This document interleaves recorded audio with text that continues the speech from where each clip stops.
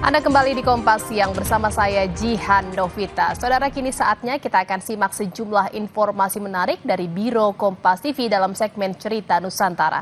Sudah bersiap tim jurnalis Kompas TV, ada Puspasari dan juru kamera Kris Kamisma dari Kota Gorontalo.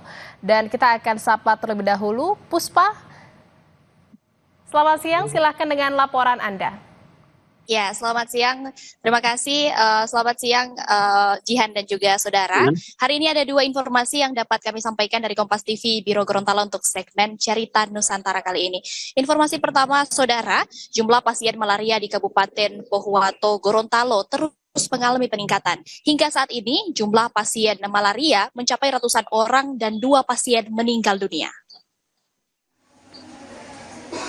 Wabah malaria di Kabupaten Pohuwato, Gorontalo hingga kini terus mengalami peningkatan yang cukup signifikan. Berdasarkan data dari Dinas Kesehatan Kabupaten Pohuwato, sejak tahun 2023 hingga Januari 2025, jumlah pasien malaria mencapai 1.541 yang tersebar di Kecamatan Marisa, Bantulia, dan Taluditi.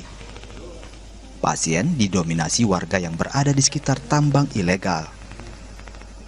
Pasien yang terpapar malaria mendapat perawatan di puskesmas dan rumah sakit.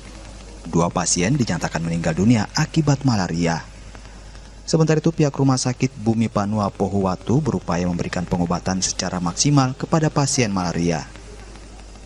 424 orang, kemudian yang untuk 2025 di bulan Januari itu ada 27, untuk yang Februari yang sampai bertanggal 11 Februari itu ada 8 orang. Kemudian yang pasien meninggal malaria itu ada 2 orang, yaitu yang dari Kecamatan Dinilo dan Kecamatan Marisa. Di sini di rumah sakit ada pemberian obat DHP sama Permaquin selama 3 hari. Sejauh ini rumah sakit tidak merasa kesulitan dengan membulatnya kasus malaria. Kalau yang kemarin sempat ada itu kekurangan DHP, tapi tetap itu teratasi. Kini, pemerintah Kabupaten Pohuwato menetapkan status darurat malaria.